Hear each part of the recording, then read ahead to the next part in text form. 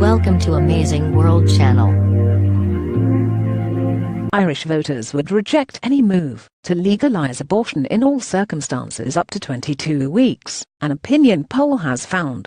As the Prime Minister, Leo Varadkar, and his minority Fine Gael government prepare to frame an abortion reform referendum scheduled for next year, it has emerged that only 24% of voters are in favour of legalising terminations in nearly all cases.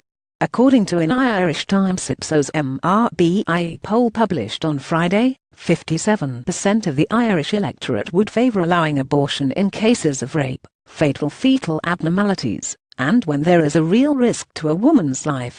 A clear majority, about 70%, would vote in favour of repealing the Eighth Amendment to the Irish Republic's constitution, which gives equal rights to a fetus and a pregnant woman. Pro-choice campaigners say the Eighth Amendment creates a chill factor for medical teams who might otherwise carry out terminations under the current law, which allows for terminations where there is a direct threat to a mother's life or there are indications that a woman would kill herself if the pregnancy continues. In 2014, a woman who was raped in her home country was forced to give birth by caesarean section in an Irish hospital after being refused an abortion. The young woman had tried to obtain a termination on the grounds that she was at risk of suicide if the pregnancy continued.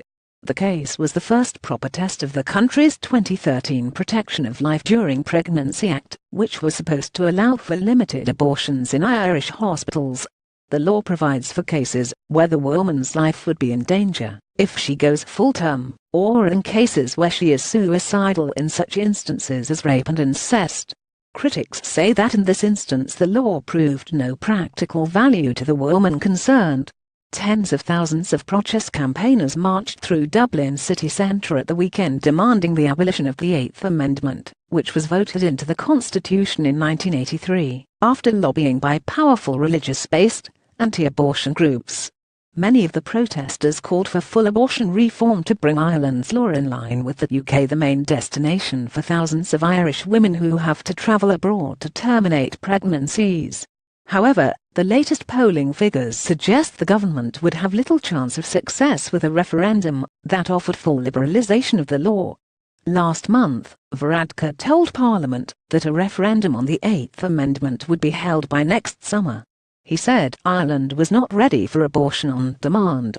He also indicated that within his own Fine Gael party he would allow a free vote, given the range of views held by MPs.